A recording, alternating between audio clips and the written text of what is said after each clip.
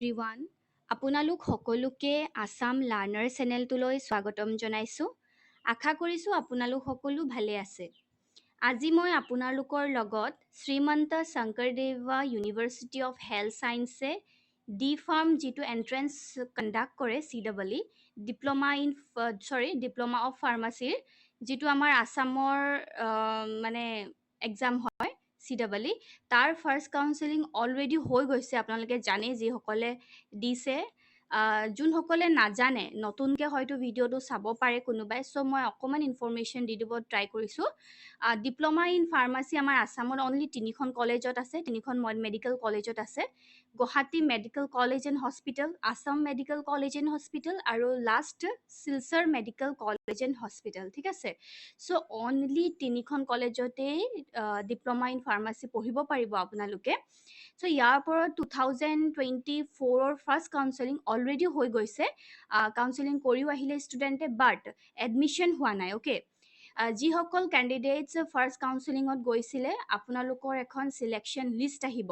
আপোনালোকেতো নিজৰ কলেজ তাত চিলেক্ট কৰি আহিছেই, ফাৰ্ষ্ট প্ৰিফাৰেঞ্চ দি আহিছে। চ' আপোনালোকে আপোনালোকৰ ৰেংকৰ আগেইনষ্টত সেইখন কলেজত পাবনে নাই সেই লিষ্টখন দেখিলেহে গম পাব। অ'কে, চ' এখন চিলেকশ্যন লিষ্ট আহিব, তাত আপোনালোকৰ নিজৰ নেম থাকিব আৰু কলেজখনৰ নেম থাকিব। সেইখন লিষ্ট ওলোৱাৰ পাছত আপোনালোকক ডেট দিব, দেন আপোনালোকে গৈ নিজৰ ৰেচপেক্টিভ কলেজত এডমিশ্যন ল'ব লাগিব। তাৰ পাছতহে ছেকেণ্ড কাউন্সেলিঙৰ নটিচ ওলাব। অ'কে, এইখিনি প্ৰচেছ হোৱাৰ পাছত কিমান ছিটছ ভেকেণ্ট থাকিলে তেওঁলোকে চাইহে এটা মানে লিষ্ট ছেকেণ্ড কাউন্সেলিঙৰ কাৰণে নটিচ উলিয়াব। অ'কে, চ' মই ছেকেণ্ড কাউন্সেলিঙত কিমান ৰেংকলৈকে মাতিব পাৰে তাৰ এটা এক্সপেক্টেড কাট অফ উলিয়াই পিনে আপোনালোকৰ লগত আজি শ্বেয়াৰ কৰিবলৈ আহিছোঁ। চ' আপোনালোকে চাব ভিডিঅ'টো প্ৰথমৰ পৰা লাষ্টলৈকে যে আপোনালোকৰ ৰেংক কিমান আছে। এটা ছেফ ৰেংক বুলি ধৰিব পাৰে মই যিমানখিনি ক'ম। চ' এটা ওচৰে পাজৰে মই এনেকৈ ক'ম আৰু তাতকৈ বেছি মানে অলপ যাব পাৰে, কিন্তু ইমান বেছি ডিফাৰেঞ্চ নাথাকে মই কোৱা ৰেংকখিনিৰ লগত। এটা এনালাইচিছ কৰি উলিয়াইছোঁ, ষ্টুডেণ্টৰ লগত কথা পাতি উলিয়াইছোঁ। চ' আপোনালোকে ৰেংকটো চাব পাৰে। Okay, all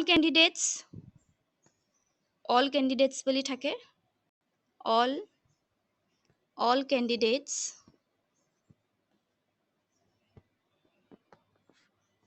all কেণ্ডিডেটছক up to 250+ যাব পাৰে, 250+ মাতিব পাৰে ৰেংক।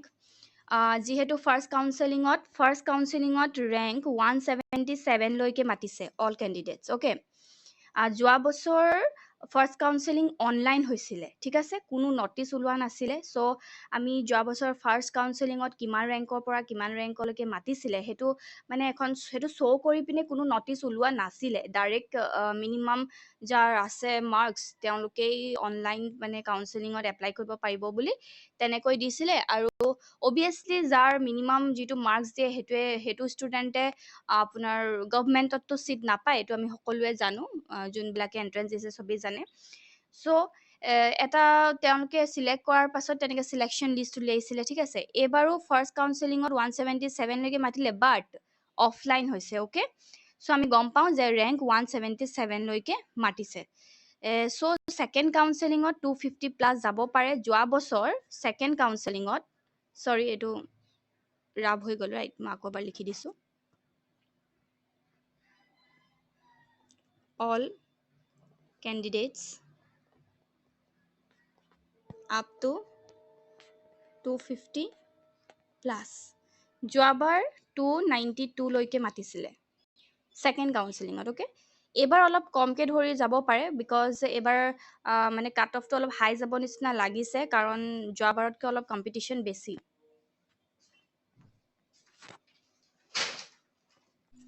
দেন আমি OBCলৈ আহোঁ।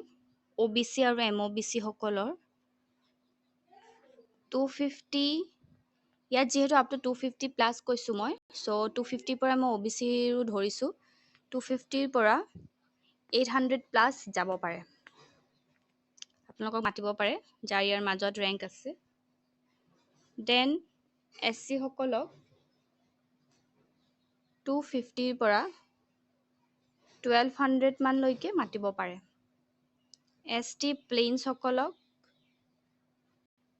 250 পৰা 1350 লৈকে মাতিব পাৰে ওকে ST হিলছসকলক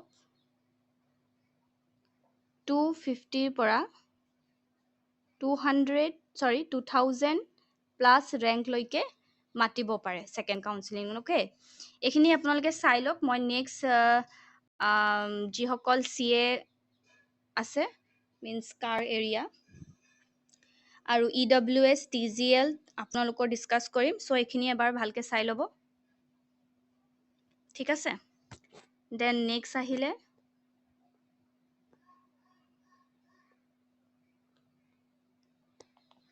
এইখিনি ষ্টুডেন্টছৰ 250 পৰা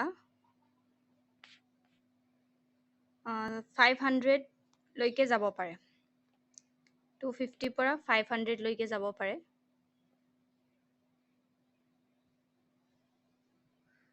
ওকে দেন EWS সকলৰ EWS আপোনালোকৰ 250 পৰা 450 মান লৈকে মাতিব পাৰে TGL আৰু XTGL আপোনালোকক 250 পৰা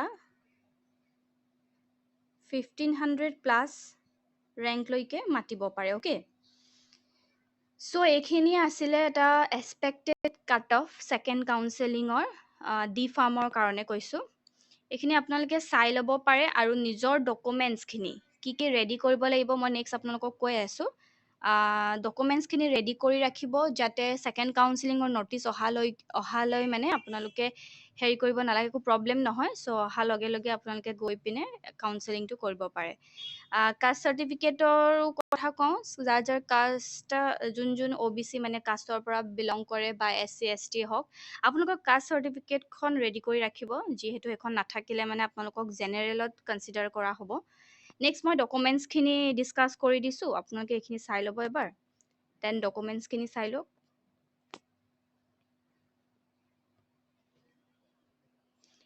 আপোনালোকে ডকুমেন্টছ SSLC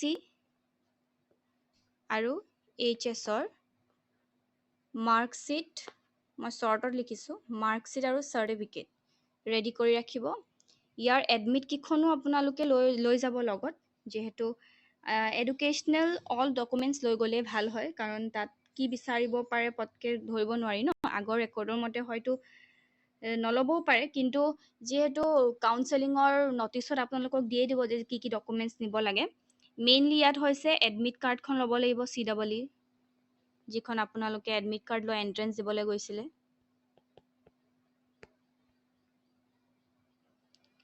দেন এইখিনি সাৰ্টিফিকেট মাৰ্কশিট কলোৱে তাৰ পিছত আপোনালোকে ইয়াৰ কিন্তু এডমিটটো নিব দেই এইগিটাৰ এক্সামৰ এডমিটটো লৈ যাব SSLC আৰু HS ৰ এডমিটটো লৈ যাব দেন স্কোৰ কাৰ্ডখন নিব CWE যিখন স্কোৰ কাৰ্ড হয়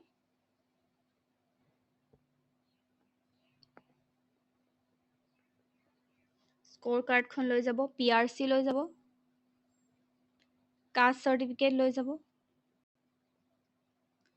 ঠিক আছে আৰু যোনসকল EWS হয় EWS সাৰ্টিফিকেট লৈ যাব লগতে আদাৰ ৰেলেভেন্ট ডকুমেন্টছ বুলি লিখি দিয়ে নটিছখনত সো হে আদাৰ ৰেলেভেন্ট ডকুমেন্টছৰ ভিতৰত আপোনালোকে যিবোৰ আছে আৰু লাইক পেন কাৰ্ড আধাৰ কাৰ্ড ৰাইট বাৰ্থ সাৰ্টিফিকেটখনো লৈ যাব HSLC ৰ এডমিট কাৰ্ডখনে হৈ যায় এজ প্ৰুফৰ কাৰণে হলেও আপোনালোকে বাৰ্থ সাৰ্টিফিকেট লৈ যাব পাৰে যাৰ আছে আৰু পেন কাৰ্ড আধাৰ কাৰ্ড লৈ যাব ওকে এইখিনি বস্তু জেৰক্স কৰি এটা ফাইলত লৈ যাব লগতে আপোনালোকে কাউন্সেলিং ফৰ্মখন দিলে অলৰেডি আপোনালোকে চাব পাৰে হেখনো আৰু যদিও নাই চোৱা তেতিয়াহলে ডাউনলোড কৰি মেলি ফিল আপ কৰি থৈ দিব হেখনো এটাচ কৰি দিব লাগিব লগত আৰু আধাৰ কাৰ্ড পেন কাৰ্ড এইখিনি কলোৱে সো এইখিনি আছিলে এইখিনি জেৰক্স কৰি ল'ব আপোনালোকে আৰু যিখিনি অৰিজিনেল হয় এইখিনি এটা ফাইলত অৰিজিনেল খিনি ভৰাই ল'ব দেন হৈ যাব ঠিক আছে ইমানটো আছিলে আজি ভিডিঅটো বহুতে সুধি আছিলে ডি ফাৰ্ম সেকেন্ড কাউন্সেলিংৰ